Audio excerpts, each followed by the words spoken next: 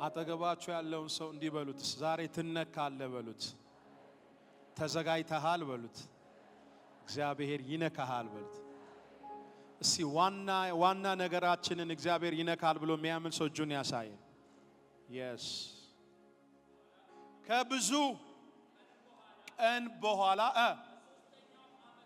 በሶስተኛው ዓመት ሂድና ለማን ተገለጥ? ለአካብ ምን በል ተገለጥ። አጠገባችሁ ያለውን ሰው እግዚአብሔር ተገለጥ ይልሃል በሉት። ከስንት ዓመት በኋላ ነው ያለ? ከ3 ዓመት ተኩል በኋላ ሂድና ለአካብ ተገለጣል። የሚገርማችሁ ነገር በዚህ ሰዓት ኤልያስን እግዚአብሔር ሂድና ለንጉሱ ተገለጥ የሚልበት ሰዓት ላይ እስራኤል ከዳር እስከ ዳር ድርቅ ውስጥ ነው ያለው፣ ረሃብ ውስጥ ነው ያለው፣ ጨለማ ውስጥ ነው ያለው። የሚገርማችሁ ጭንቀት ውስጥ ነው ያሉት። አንድ ስሙ የማይታወቅ ታርጋው የማይታወቅ ታሪኩ የማይታወቅ ግን እጅ የተሸከመ ግን ዝናብ የተሸከመ ግን የሆነ የሚበላ ነገር የተሸከመ የሚጠጣ ነገር የተሸከመ አንድ ኤልያስ የተባለው ጋር እግዚአብሔር መጣና ሂድና ምን በላለው ተገለጣለው። ዛሬ ለአንድ ሰው ትንቢት ይዤ መጥቻለሁ። ዘርማን ዘል ላይ የተቀመጠው መርገም ገልብጠ ለመውጣት ዛሬ ትገለጣለህ። እስኪ አንድ ሰው የመገለጥ ቀን ነው በል ዛሬ። ኦፎል የምን ቀን ነው? ሂድና ምን በላለው ነገ ጧት ያንተን ነገር የሸፈነ ዘንዶ ይመታል። ና እጅ ዘርጋና ነገሬ ይገለጣል በለኝ። ለማን ነው እግዚአብሔር ተገለጥ እያለ ያለው? ነገር ለአካብ፣ ለንጉሱ ለአካብ። ምን ሆኖ ላለ ንጉስ፣ ተቸግሮ ላለ ንጉስ ነው። ግን እስራኤል ያለውን ችግር ሊፈታ ያልቻለ ንጉስ፣ እስራኤል ላይ መጣውን ረሃቡን ኮንትሮል ማድረግ ላልቻለ ንጉስ ሂድና ምን በላለው እግዚአብሔር ተገለጣለው ይላል። ምን ይዘህ ተገለጥ ነው እያለ ያለው? ዝናብ ይዘህ ተገለጣለው።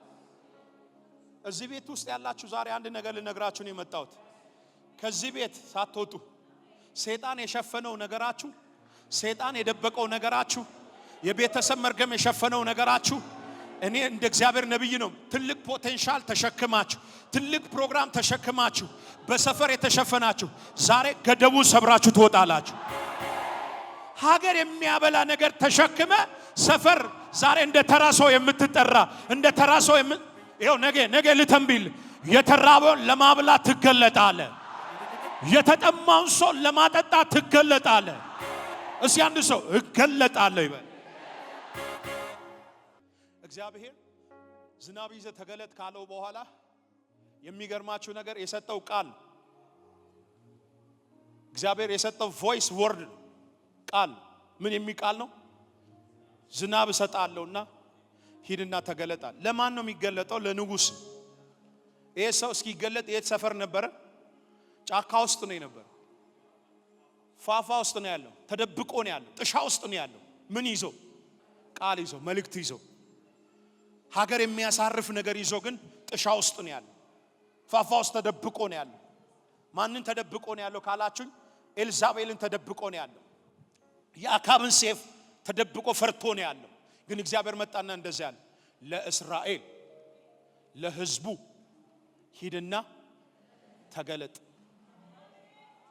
ዛሬ ትላልቅ ፕሮግራም ተሸክማችሁ በሆነ ነገር ተሸፍናችሁ ያላችሁ፣ የሆነ ነገር የሸፈናችሁ፣ የሆነ ነገር የጋረዳችሁ፣ ተደብቃችሁ ያላችሁ፣ በኃጢአት የተደበቃችሁ፣ በቤተሰብ መርገም የተደበቃችሁ፣ ትልቅ ፕሮግራማችሁን አውጥታችሁ እንዳትገለጡ በሆነ ጋሬጣ ውስጥ ተሸፍናችሁ ያላችሁ፣ ለእናንተ ዛሬ መልእክት አለኝ። ያንን ጋሬጣ ሰብራችሁ ዛሬ ትወጣላችሁ። አንዳንዱ የስንፍና ጋሬጣ፣ አንዳንዱ የቤተሰብ መርገም ጋሬጣ፣ አንዳንዱ ከተማው ላይ የሚሰራውን የጭንገፋውን ጋሬጣ፣ አትችልም፣ ሰው አትሆንም፣ አይከናወንም፣ አይሳካልም፣ ሰፈር ላይ መንደር ላይ ያሉ መንደርተኞች የሚያወሩትን የፌላሪቲን ቃል ሰብረሽ ትገለጫለሽ። ንገረው ከጎን ያለውን ሰው ሰብሬ ይገለጣለሁ በለ። ገደቡን ሰብሬ ይገለጣለሁ በለ። አንተ ሀገርን የሚያረስርስ ነገር ይዞ ተደብቆ ነው ያለው። ፋፋ ውስጥ እኮ ነው ተደብቆ ያለው። መልእክት ይዞ እየተንከራተተ ነው ያለው። ፕሮግራም ተሸክሞ የተንከራተተን ሀገር የሚያሳርፍ ነገር ኢትዮጵያን የሚያሳርፍ ዓለምን የሚያሳርፍ ነገር ተሸክመ ዛሬ ሰይጣን በሆነ ነገር የሸፈነ እግዚአብሔር እንዲህ ብሎኛል ዛሬ ሌሊት ሽፋኑን ከመንገድ ላይ አነሳለሁ አለኝ። ንገረው ሽፋኑ ይነሳል በለው። ምኑ ይነሳል? ሽፋኑ እንዳትገለጪ ምን ያደረገሽ የሸፈነሽ ፍሩትፉል እንዳትሆን ምን ያደረገ የሸፈነ ዘፍጥረት ምዕራፍ 1 ትዝ ይላችኋል። ምዕራፍ 1 ቁጥር 9 ላይ ምን ይላል? እግዚአብሔር የብሱን ይገለጣል ይላል። ውሃውም ደግሞ ምን ውሃው ይሰብሰባል የብሱም ይገለጣል። አያችሁ ውሃው የብሱ ምን አድርጎታል? ሸፍኖታል። ምድርን ሸፍኗል። ምኑን የሸፈነው? ውሃው ሸፍኗል። ፖቴንሻሏን እንዳሰጥ እንዳታበቅል እንዳታፈራ ሸፍኗታል። ምንድነው ዛሬ የሸፈናችሁ? ምንድነው የጋረዳችሁ ነገር? ፖቴንሻላችሁ እንዳይወጣ እግዚአብሔር በእናንተ ውስጥ ያስቀመጠው ነገር ምን እንዳይገለጥ ምንድነው የሸፈነው? የሚገርማችሁ ነገር ልክ እግዚአብሔር ምድር ትገለጥ ሲል ማብቀል ጀመረ ይችላል። እነ ማንጎን እነ ፓፓያን ማብቀል ጀመረች። ፖቴንሻሏን መስጠት ጀመረ ይችላል። እዚህ ቤት ውስጥ አላችሁ ዛሬ ትልቅ ፖቴንሻል ይዛችሁ በሆነ ነገር የተሸፈናችሁ። አሁን ያስኩት ማይክ ምን ሆኖ ነው ያለው? ይታያል? ሰዋት እንደዚህ ማይክ የተሸፈናችሁ እግዚአብሔር ብዙ ነገር ተናግሮሽ በማይመጥንሽ ነገር የተሸፈንሽ አንዳንዱ በቤተሰብ መርገም አንዳንዱ በተወለደበት ምድር ባለው ከርስ እትብት በተቀበረበት ምድር ያለው መርገም ወደ ኋላ እንድት አለፈልኝ ተሳካልኝ ሰብሬ ወጣው ስትል የሚጎትትህ መንፈስ ወደ ኋላ የሚስብህ መንፈስ። ለዚህ ነው የእግዚአብሔር ቃል እንዲህ ይላል ሳበን ካንተ ኋላ እንሮጣለናል። ዛሬ እግዚአብሔር ምስክሬ ነው የምላችሁ ወደ ታች የሚስብ ወደ ቁልቁል የሚስብ ወጣው ስትል የሚስብ ተሳካልኝ ስትል የሚስብ ተከናወነልኝ ቅርጽ ያዘ ነገር ስትል ወደ ኋላ የሚስብ ያ ሳቢው ገመድ ይበጠሳል። እዚህ ከኔ ጋር ተሰበረ በላይ የመጨረሻ በለው ከጎናችሁ ያለውን ሰው ሽፋኑ ዛሬ ይነሳል በለው። ሰኞ፣ ማክሰኞ፣ ሮብ፣ ሐሙስ፣ አርብ በዚህ 5 ቀን ውስጥ 20 እና 30 ዓመት የተወለድክበት እድሜ ጀምሮ እግዚአብሔር ምስክሬ ነው የጋረደህ መጋረጃ በዚህ 5 ቀን ውስጥ ይቀደዳል። አቤት አልሰማም። አሜን አሜን። አንድ ላይ አሜን። አንድ ላይ እዚህ ከኔ ጋር ሽፋኑ ይነሳል በለ 3 ጊዜ አንድ ላይ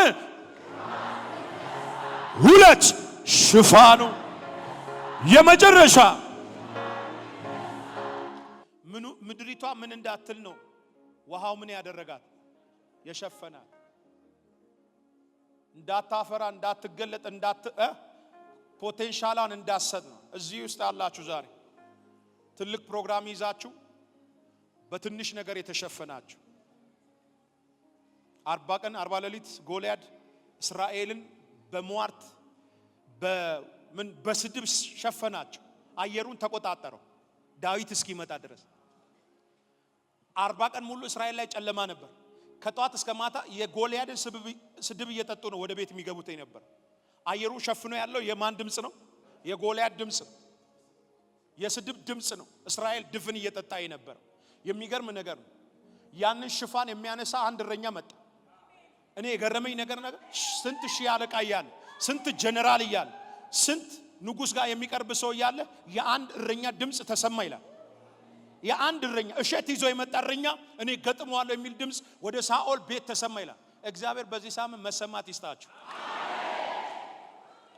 አሮሬሳ ሆነ ቤተ መንግስት ጠቅላዩ እየሰማህ ነው ማለት እኮ።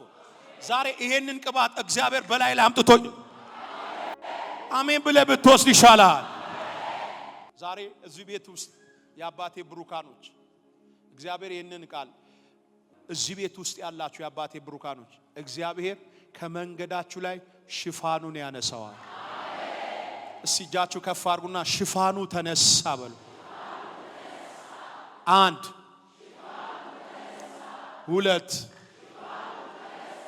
የመጨረሻ ቁጥር 46 ላይ ኤልያስን ሸፍኖት የነበረው ሽፋን በምንድን ነው የተነሳው?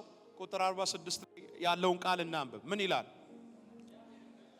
የእግዚአብሔርም እጅ በኤልያስ ላይ ነበረች፣ ወገቡንም አሸንፍጦ እስከ ኢዝራኤል እስኪገባ ድረስ በአካብ ፊት ይሮጥ ነበር። ደስ የሚለኝ ቃል እዚህ ጋር እኮ ኤልያስ አገልግሎቱን ለማስረከብ የሆኑ ቀናቶች ነው የቀሩት።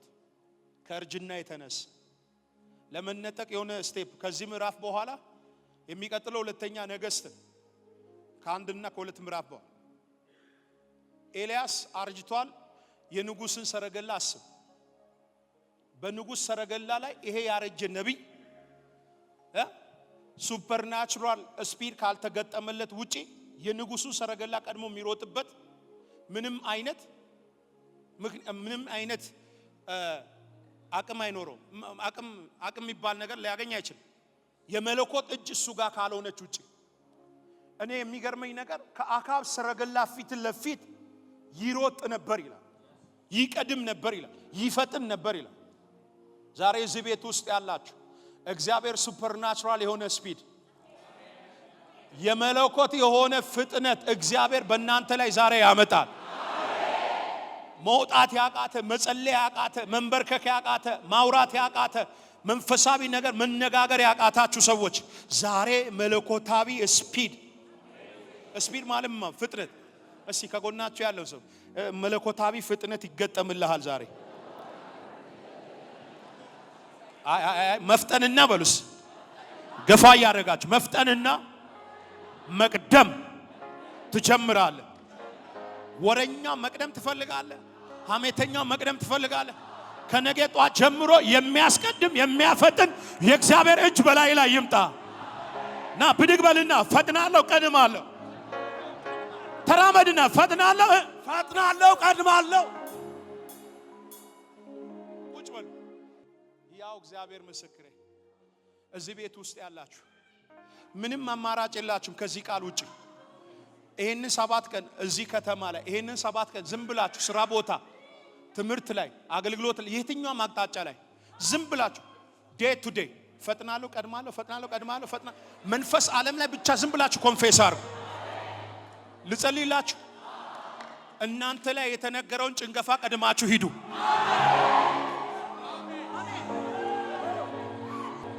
እስቲ ንገሩት፣ ፈጥነ ቀድመ መሄድ ይሁንልህ በሉ። ወንድሜ ስማኝ፣ ከሰፈር ከመንደርተኞች ንግግር ውሎ ሰብሮ መውጣት ትፈልጋለህ? ዛሬ አዋሳ ላይ ቡና እየጠጡ ከሚያሙ ሰፈር ሰብረ ቀድመ ፈጥነ አልፈ እንድትሄድ ዛሬ ጉልበትህ ይቀየር። ጉልበትሽ ይቀየር። ከሞን ጉልበትህ ይቀየር።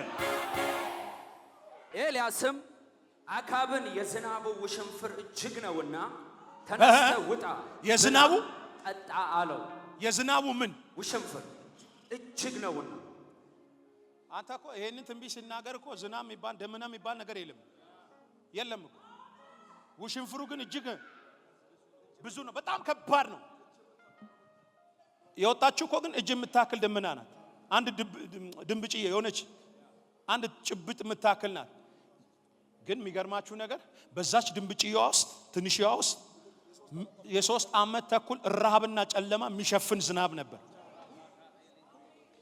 ምግብ ይዛችሁ የተደበቃችሁ፣ እህል ይዛችሁ የተደበቃችሁ፣ ፕሮግራም ተጭኖባችሁ ኃጢአት የደበቃችሁ፣ እየሰማችሁ ነው፣ የሰፈር ሟርት የደበቃችሁ። ለዚህ ነው ሰቆቃው ኤርሚያስ ምናል መልሰን እንመለሳለን ካለ በኋላ እንዲያ ዘመናችንና እንደ ቀድሞ ዘመን ምን አርግልኛል? አድስልናል። እየሰማኝ ነው ዛሬ። መጽሐፍ ደግሞ ኢሳይያስ ላይ እንደዚህ ይላል፣ እግዚአብሔርን በመተማመን ይላል የሚጠባበቁ ኃይላቸውን ይላል። ጸሎት ያቆማችሁ፣ ቅድስና ያቆማችሁ፣ ዝማሬ ያቆማችሁ፣ ሰሞኑ ደግሞ የወጣው ይሄ መርዙ ከዚህ ሰዓት ጀምሮ ከአይምሯችሁ ላይ ሄሎ ከአይምሮአችሁ ላይ ከልባችሁ ላይ ካንጎላችሁ ላይ በኢየሱስም ዛሬ የጠላትን መርዝ መትቼዋለሁ። ከጎኔ ያለውን ሰው ትቀድማለህ ትፈጥናለህ በለው። ተዘጋጅተሃል በለው። በቅድስና በጸሎት በእግዚአብሔር ቅባት መፍጠን ትጀምራለህ። የሆነ ሰው ዛሬ የሆነ ሰው ሞተሩ ይቀየራል፣ ዘይት ይቀየራል። አቤት አቤት አቤት አቤት አቤት ሮኮፖሻታ ካፓያ ተናገር እስቲ ተናገር። ሞተሬ ይቀየራል፣ እርምጃዬ ይቀየራል፣ ሰፈሬ ይቀየራል፣ ውሎ ይቀየራል። እስቲ 3 ጊዜ ተቀየረ። የመጨረሻ ኦፎሌ ከዚህ ቤት ሳትወጣ እግዚአብሔር ለሰፈሩ እንግዳ ያርግ። እግዚአብሔር ለከተማው እንግዳ ያርግሽ። ለምትሰሪበት ስፍራ እግዚአብሔር መነጋገሪያ ያርግ። ቆይ ቁጭ በሉ። በዚህ ሰሞን በእኔና በእናንተ ላይፍ በሚሆነው ነገር አይ ቆሪጥ አሰርቶ ነው 3 ኪለን ድረስ አይ እሷማ እዚህ ጋር ወንበሩ ላይ የቆየችው የሆነ አስማት አሰርታ ነው እስኪሉሽ ድረስ እግዚአብሔር ቻፕተርህን ይቀይረዋል። እና እጅ ከፍ አድርግና ቻፕተር ተቀየረ በለኝ።